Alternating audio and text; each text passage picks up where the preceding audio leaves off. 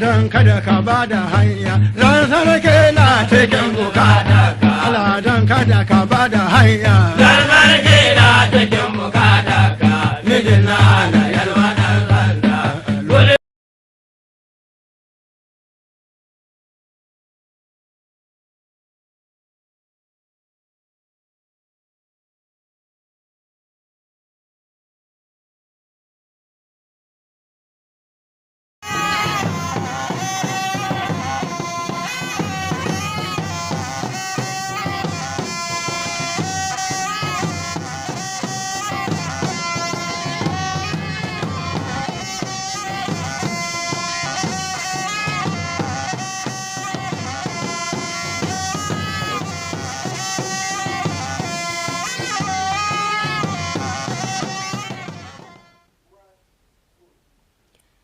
On the news tonight,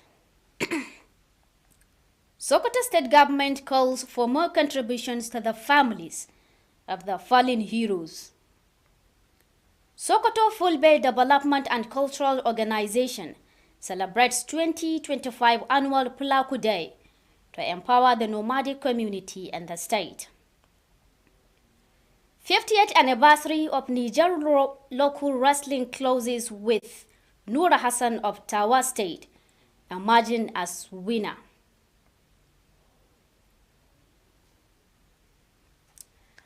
It is a lovely evening and thank you for joining us tonight. Today is Monday, the 29th of December 2025, which is equivalent to 9th of Rajab, 1447 after the Hijrah of the Prophet, peace be upon him. I am Rahma Haruna Berniwa.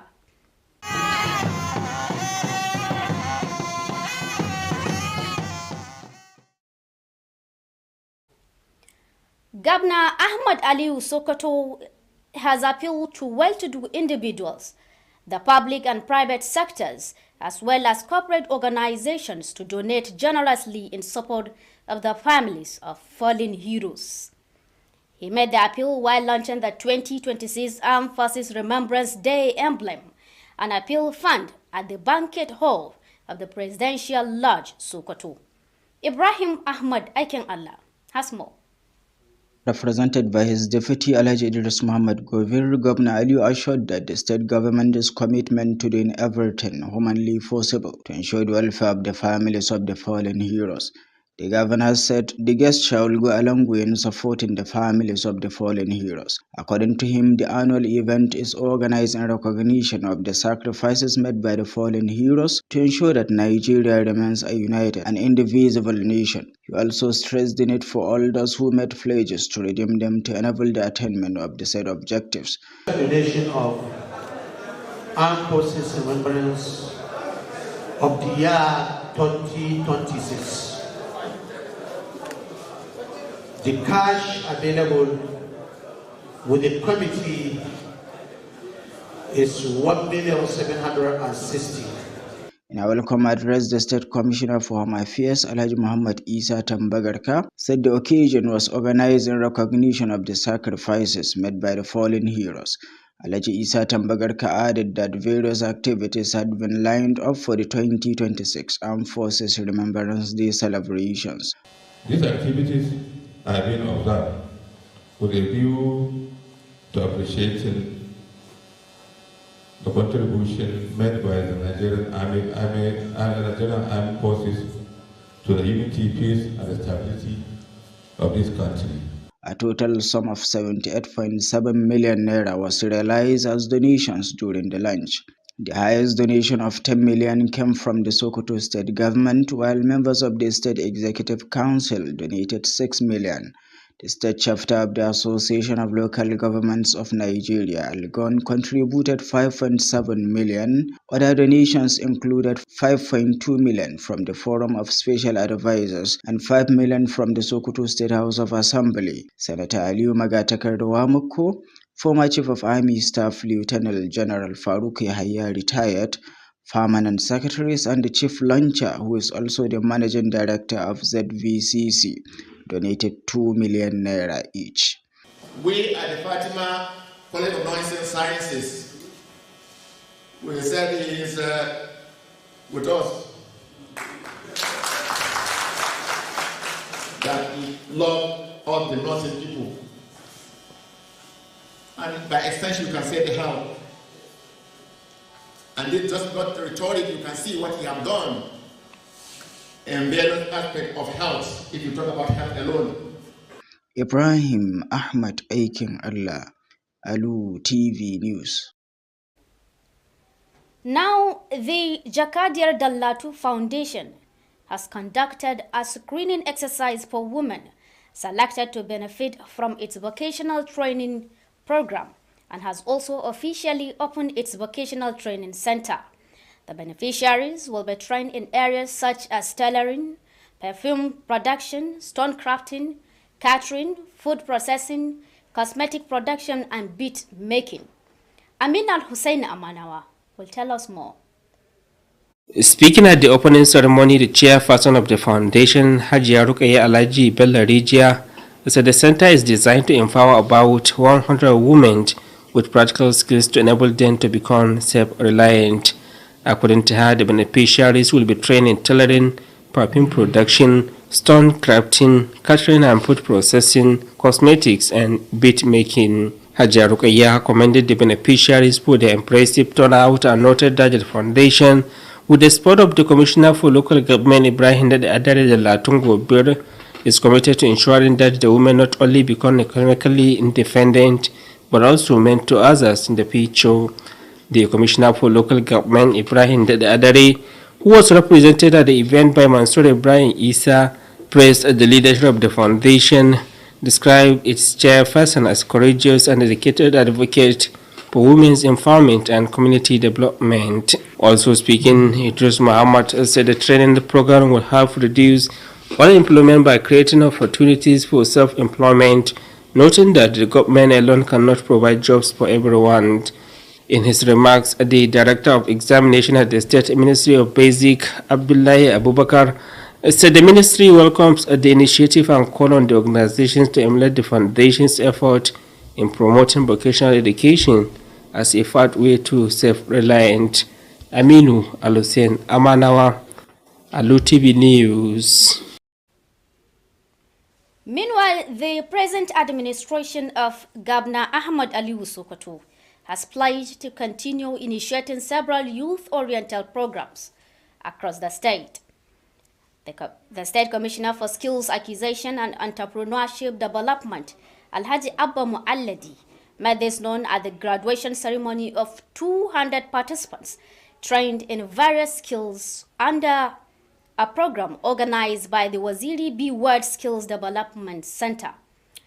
Bashar Sodangi completes this story.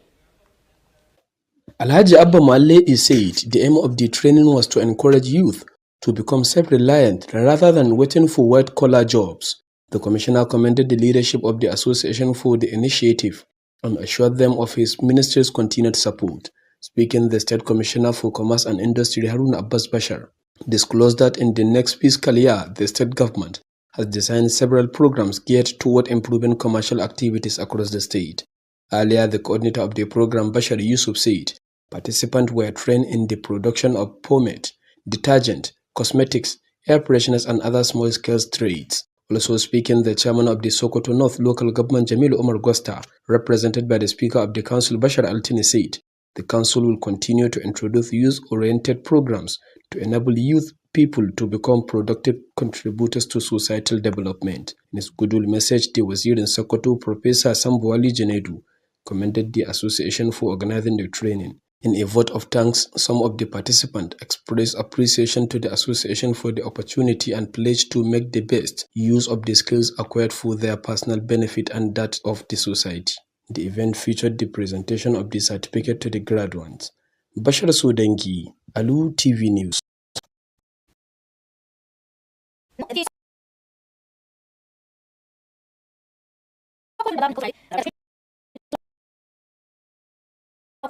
Advocating for the empowerment of nomadic communities through improved access to education, rights, and development.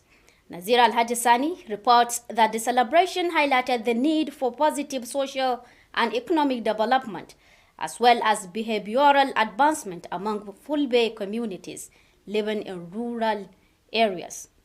His report.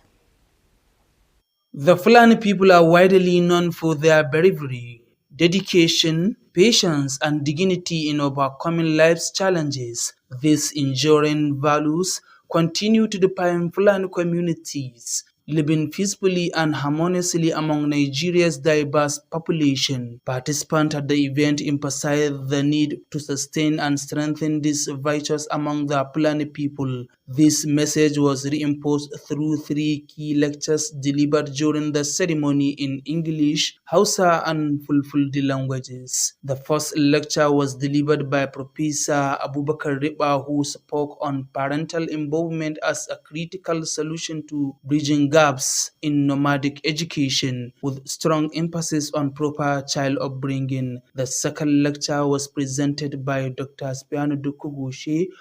The third lecture was delivered by Barrister Atiku Abubakar Kasogi, who focuses on understanding human rights, legal awareness, and family protection. Jande ko ide kaire laiten non lati iki laiten woneddo lawol datal bodugal kanugal neddo tokka ganni gala dum beeda hokkugo hakkillo.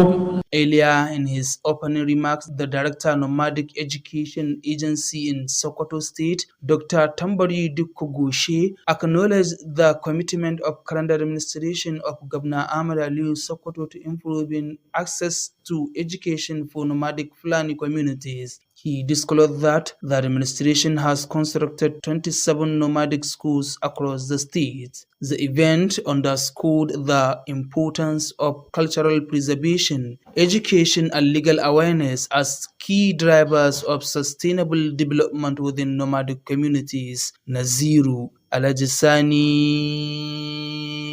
Alu TV News.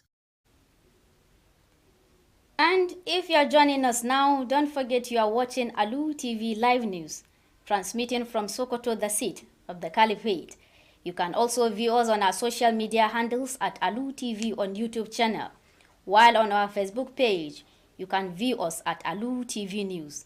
You can also download our mobile application on the Play Store by searching Alu TV and watch our previous programs or watch us live while the program is running. Now back to the news.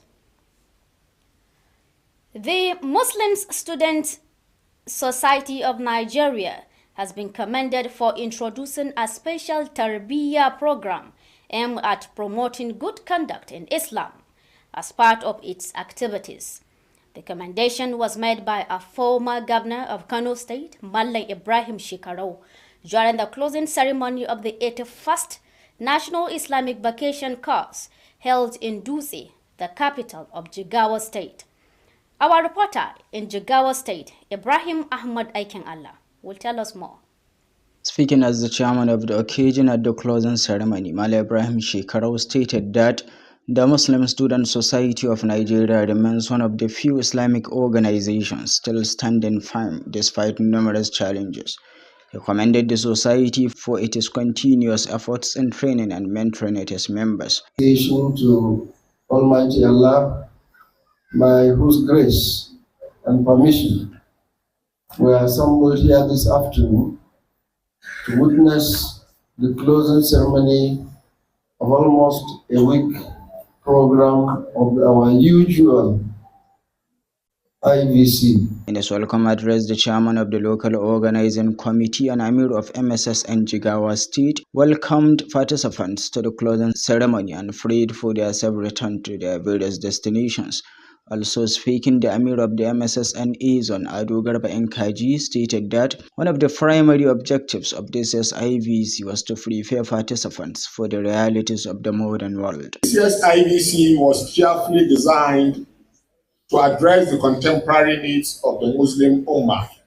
He commended both officials and participants for their contributions to the success of the program. The guest speaker at the event, Professor Idris Bugaji, Executive Secretary of the National Board for Technical Education, MBTE, delivered a lecture titled Transforming the Ummah Through Skills. In separate remarks shortly after the closing ceremony, the National President of the MSSN and Financial Secretary of the organization, described this year's program as highly successful. Ibrahim Ahmed Aikin Allah, Alu TV News. Thank you so much, Ibrahim. I hope you're enjoying a nice stay there. Now, moving to sport. The end of year annual local wrestling festival in the Niger Republic has concluded in Tawa State. After separately contested bouts, 2 wrestlers from Tawa State emerged as finalists in the competition.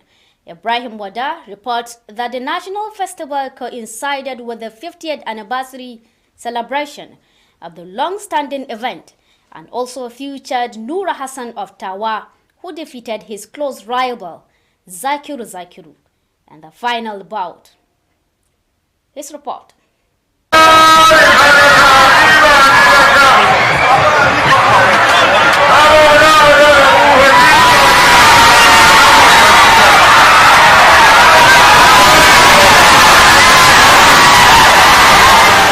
That was the final bout between Noura Hassan and Zakiru from Tawa State, who contested in the competition. Several dignitaries from far and near attended the sporting event. Among them was a delegation from Nigeria led by Senator Aliyu Magataka Dawamoko, accompanied by Minister of Labor and Employment Muhammad Megari Dingyadi, the Minister of State for Works Bello Muhammad Gurenyu, as well as member representing Raba Wunu Federal Constituency in the House of Representatives Ibrahim Al-Mustafa Aliyu. Other members of the entourage included the Speaker of Sokoto State House of Assembly, Tukut Bala Bodinga, his deputy, Kabiru Ibrahim Kwari, the Secretary of the State Government, Bello Muhammad Sifawa, the Chief of Staff, Aminu Haliru Dikko, alongside members of the State House of Assembly and the Executive Council. The Prime Minister of the Federal Republic of Niger, Muhammad Lemizeni, expressed appreciation to all those who attended this year's event and congratulated the winners of the epic-making competition. The winner of this year's contest, Noura Hassan, was presented with a hard seat by the Sokoto State Governor, Ahmad Aliyu Sokoto, while Senator Wamako also dashed out cash gift to him, his rival, the third place winner, and other key stakeholders of the event as a way of encouraging and supporting the national festival. Authorities in the Niger Republic, through the Minister of Sport, Sidi Muhammad Al Mahmoud, announced that the next year's event will be hosted by Zenda State. Ibrahim Wada, Alu TV News. Thank you so much, Ibrahim. And that is all of the news for today. But before we go, here are the main points. Again, we told you earlier that the Sokoto State government has called for more contributions to the families of the fallen heroes. You also heard that the Sokoto Fulbe Development and Cultural Organization organized its 2025 annual Pulaku Day as part of efforts to empower the nomadic community in the state. And lastly, the 50th anniversary celebration of Niger local wrestling has been rounded off with Noura Hassan from Tawa State emerging as the winner of this year's competition. And that wraps up the news update for today. On behalf of the news editor Bashar Abubakar and the rest of the team, I am once again Rahma Haruna Berniwa. And as always, thanks for letting us be a part of your day. Good night.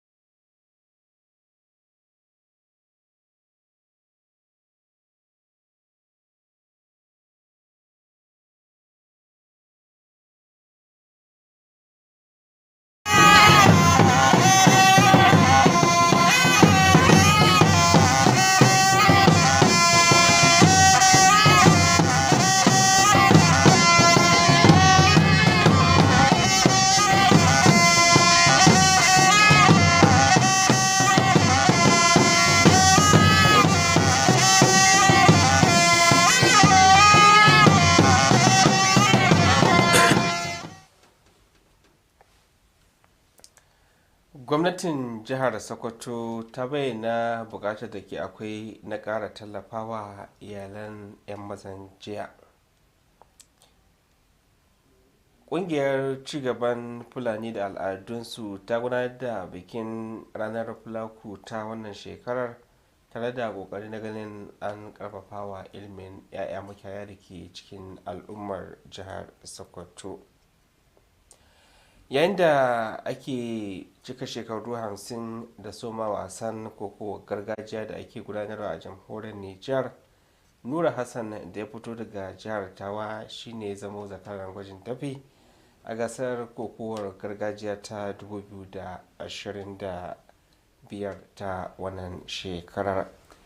To masu kallo lale marhaban da arzikin sake kasancewa da ku a labarun Alu Tv. Inda yau muke litinin 29 ga watan Disambar 2025 daidai da 9 ga watan Rajab na shekarar musulunci ta 1447 bayan jirafin halitta annabi Muhammad sallallahu alaihi wasallam daga Makka zuwa Madina. Kamar kullum sunana Aminu Al-Hussein Amanawa.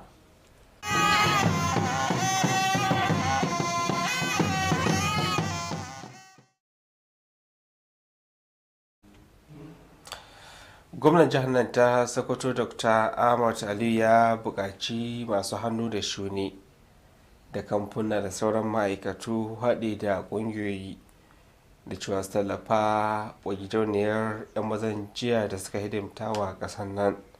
Gwamnan da ya yi wannan kiran ne a lokacin ƙaddamar da gidauniyar ta wannan shekara ta shekarar 2026 wanda aka gudanar a ɗakin taro na bankwai da ke masaukin shugaban ƙasa da ke nan birnin Sokoto.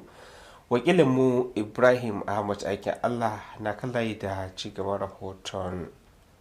Gwamna Aliyu, wanda mataimakinsa Alhaji Idris Muhammad Gobir ya wakilta, ya tabbatar da cewa gwamnatin jihar ta ƙudiri aniyar yin duk abin da ya dace domin tabbatar da walwalar iyalan 'yan mazan jiya da suka rasa rayukansu.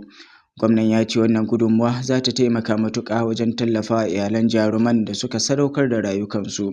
A cewarsa, ana shirya wannan taron na shekara-shekara ne domin girmama sadaukar da 'yan mazan jiya da suka rasu suka yi, domin tabbatar da cewa Najeriya ta ci gaba da kasancewa ƙasa ɗaya dunkulalliya wadda ba za a raba ba. Ya kuma jaddada buƙatar duk waɗanda suka alƙawarin bayar da gudunmuwa su cika alƙawarinsu domin cimma manufofin da aka sanya a gaba. A jawabin maraba, kwamishinan harkokin cikin gida na jihar Sokoto, Alhaji Muhammad Isa Tambagarka, ya ce an shirya taron ne domin girmama sadaukarwar jaruman da suka rasu suka yi. Alhaji Isa Tambagarka ya ƙara da cewa an tanadi ayyuka daban-daban domin bikin ranar tuna da sojojin ƙasa na shekarar 2026. An samu jimillar kuɗaɗen gudunmuwa naira miliyan 78,700 a lokacin ƙaddamar da taron.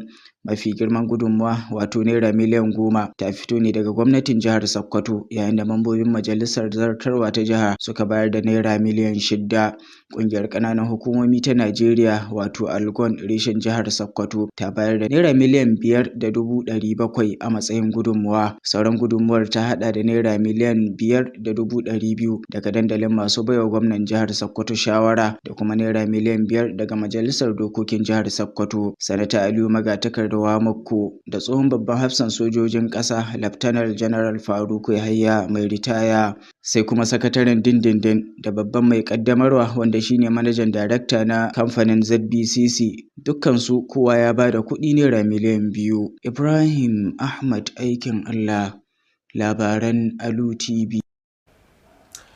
To nan kuma gidauniyar jikadiyar da Latu ta gudanar da wani tantancewa na matan da ake sa ran za su amfana da horaswan sana'o'in hannu daban-daban da maƙaddamar da cibiyar horar da sana'o'in. Ana dai sa ran a horar da galibin matan sana'o'in da suka haɗa da ɗinkin tela, inda ake sarrafa turare, yadda ake yin kayan makulashe, kayan abinci, kayan kwalliya da dai sauransu. Ga rahoton wakilinmu. Da take magantawa a wajen taron, shugaban gidauniyar Hajiya Rukayya Alhaji Bello Rijiya ta bani cewa cibiyar za ta yi kokari na horar da kimanin mata 100 sana'o'in hannu daban-daban domin ba su damar kasancewa masu dogaro da kawunansu. Wannan shirin namu ya samu asali ne daga burin ganin mata sun samu ilimi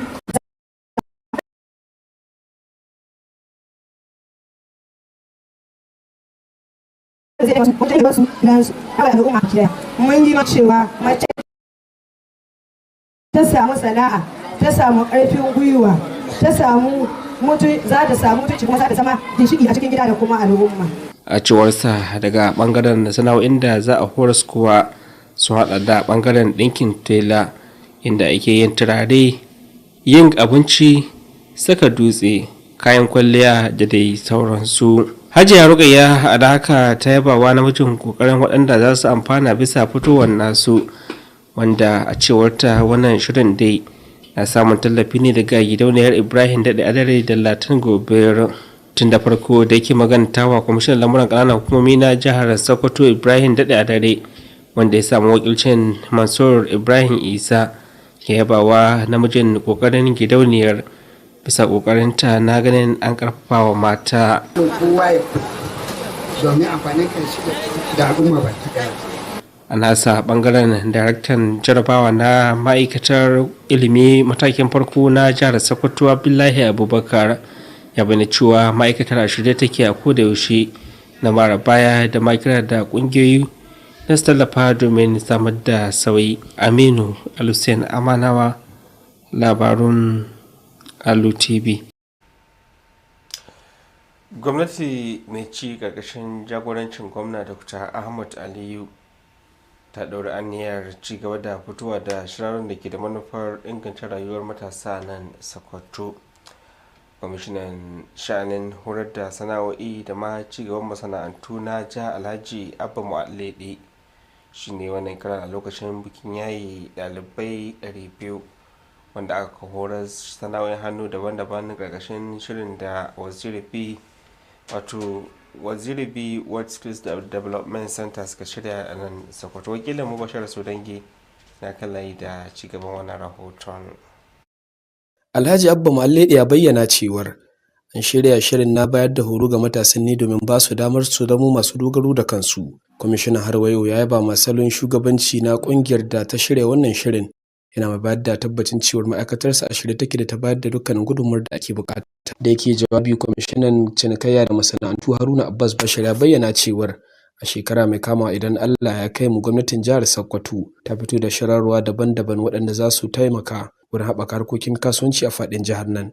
Tun daga farko, coordinator shirin Bashir Yusuf ya bayyana cewar an horar da waɗannan matasan yadda za su haɗa man shafi, turaren wuta da kuma turaren jiki da dai sauransu. Shi ma lokacin da yake jawabi, shugaban karamar hukumar mulkin Sokoto ta Arewa Jamilu Umar Gwasta, wanda ya samu kilci daga kakakin karamar hukumar Bashar Altine, ya bayyana cewar karamar hukumar mulkin a shirye take da ta ci gaba da bayar da dukkanin gudunmuwar da ake bukata, tare da fito da shirarwa daban-daban da za su taimaka wurin samarwa da matasa harkokin yi domin su zama masu amfani domin ci gaban al'umma. Shi ma nasa jawabin fatan alkhairi, wazirin Sokoto Farfesa Sambali Junaidu ya yaba ma kungiyar bisa ga shirya wannan horaswar. A kalamansu na godiya, wasu daga cikin waɗanda aka horar din sun bayyana jin daɗin su bisa ga wannan tallafin tare da wannan damar da aka basu, inda daga bisani suka yi alƙawarin amfani da dukkanin ilimin da suka samar domin amfanin kowa da kowa. A lokacin taron dai an gabatar da takardar shaidar kammala karɓar horo da waɗanda suka amfana da wannan shirin. Ƙarshen rahoton kenan. Bashar Sudangi, labarun Alu TV. Tana kuma kungiyar cigaban Fulani da ma al'adunsu sun gudanar da bikin ranar Fulako ta shekara ta 2025.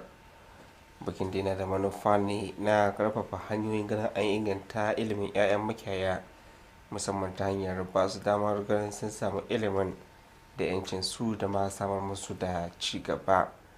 Wakilinmu Naziru Alhaji Sani ya rawaito mana cewar bikin dai na ƙara bayyana buƙatar da ke akwai na fitowa da hanyoyin inganta jin daɗi da walwala da sha'ani na tattalin arziki da ma samar da sauye-sauye a rayuwar al'ummar Fulani da ke zaune a yankunan karkara.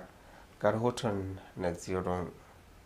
Dagiya, naci, haɗi da haƙuri na ɗaya daga cikin abubuwan da aka san Fulani da shi, wanda wa'annan na ɗaya daga cikin abubuwan da al'umma da dama Waɗannan muhimman abubuwa na ɗaya daga cikin ababen da aka san Fulani da su, waɗanda suke zaune a cikin aminci da haƙuri a cikin al'ummomin Najeriya. Da yawa daga cikin waɗanda suka halarci wannan taron sun buƙaci al'ummar Fulani da su ci gaba da ɗabbaƙa waɗannan halayyar tasu mai kyawu, wanda waɗannan muhimman saƙo na ƙunshe a cikin wasu maƙaloli guda 3 da aka gabatar suwa a cikin harshen Turanci, harshen Hausa da kuma harshen Fulfulde yayin gabatar da taron. Maƙala ta farko wadda Farfesa Abubakar Riba ya gabatar ta mayar da hankali ne kan tarbiyyar yara haɗi da yadda ake renon su bisa shiryarsuwa ta addinin Musulunci. Wannan ƙasar tamu ba wata al'umma ba wata ƙabila wadda Allah yawa albarka irin ƙabilar Fulani.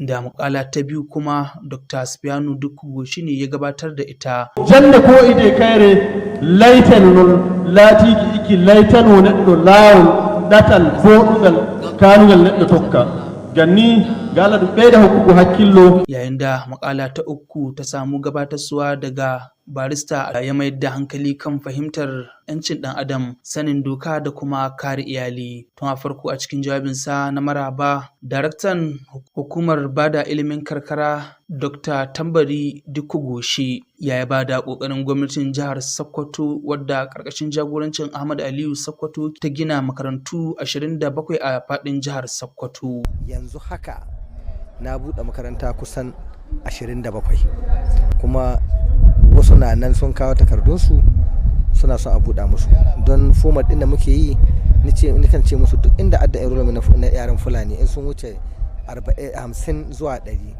to a samu SBMC su rubutu sunayensu mutum 10 sai a rubuto min sunan yaran a kawo min mu zo mu buɗa. Wannan taron dai ya nuna muhimmancin kiyaye al'ada, ilimi, sanin doka da kuma buƙatar wanzar da zaman lahiya da aminci a tsakanin al'umma. Naziru Alhaji Sani, labaran Alu Tv. Tuwan gaida Naziru, to masu kallo kada ku shafa labarai da rahotannin na zuwa muku ne kai tsaye daga nan gidan talabijin na Alu TV. Mi yada shirye-shiryensa a Sokoto cibiyar daular Usmaniya.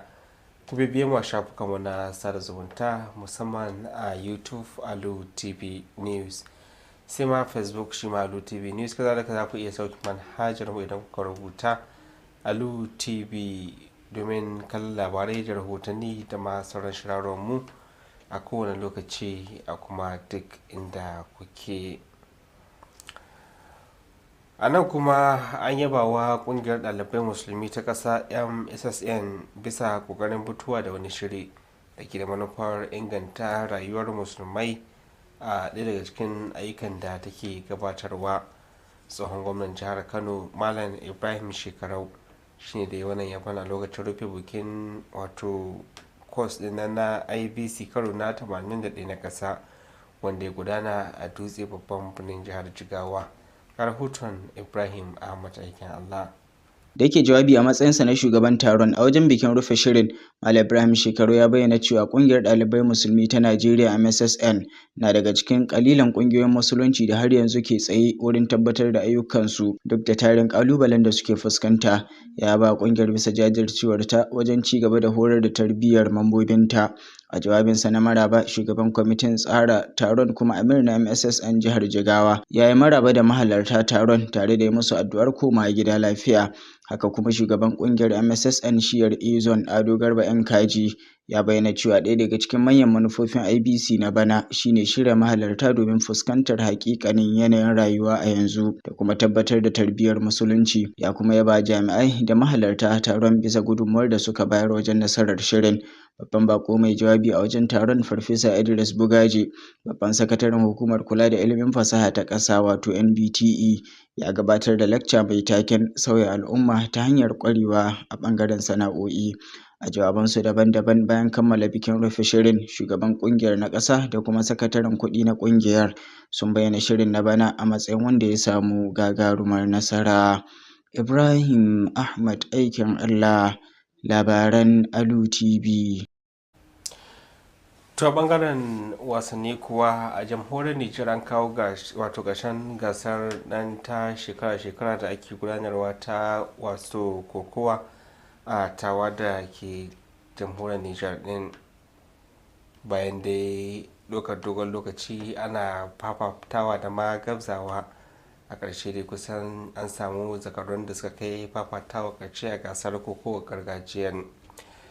Wakilinmu Ibrahim Wada ya labarto mana cewar gasar ta shekara-shekaran dai a wani dai ta faɗo ne a daidai lokacin da ake cika shekaru 50 cif ana gudanar da gasar kokowar mai cike da ɗimbin tarihi, wanda a wannan karon an fafata kokowar ƙarshe ne tsakanin Nura Hassan na Tawa da kuma wato zakiru wanda Nura Hassan ne nasarar doki abokin fafatawarsa wato a karawan ƙarshe da aka yi ta gasar kokowar gargajiyan. Ga rahoton Ibrahim Wada.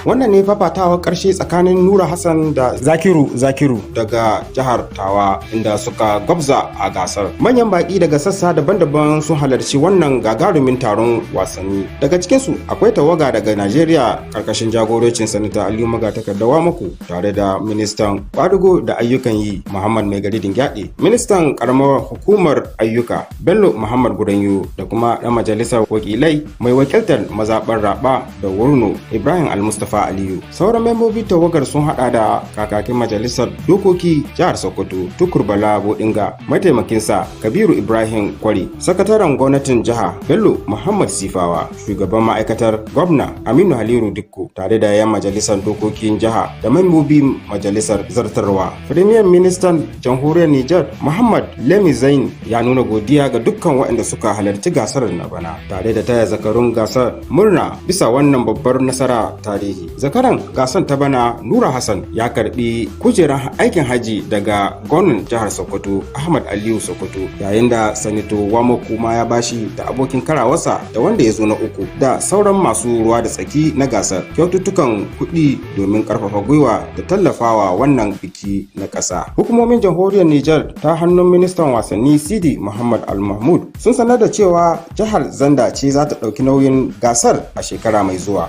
Ibrahim Wada, labarun Alu TV. Tuwan gaida Ibrahim da wannan wato labarun wasanni. Muna fatar a har gaba domin ɗaukar fansa wannan gasar ta koko gargajiya wacce take ƙara fito da al'adun Hausa da kuma al'umma Hausawa.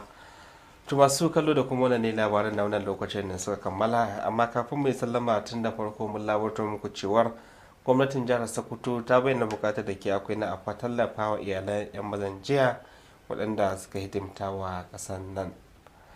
Haka ma mun labarta muku cewar ƙungiyar cigaban Fulani da al'adunsu ta gudanar da bikin ranar Fulako ta wannan shekarar, ɗaya daga cikin matakan ganin an ƙarfafa wa ilimin 'ya'ya mata wato makiyaya a jihar Sokoto. Daga shi ma mun labarta muku cewar yayin da ake cikar shekaru 50 na bikin gasar koko gargajiya da ake gudanarwa, Nura Hassan da ya fito daga Tawa shine yi nasarar wato zama gwarzon zakaran dafi a gasar kokowar ta bana.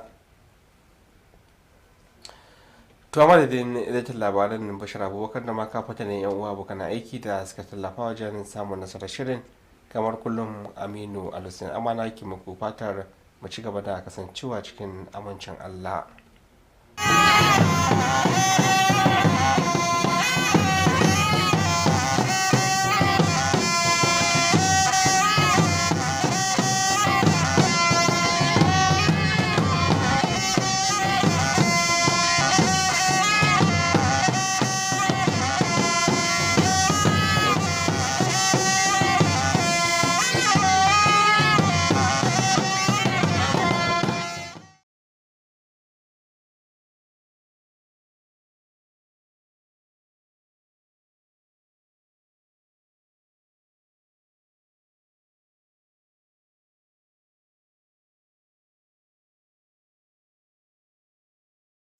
From Yenagua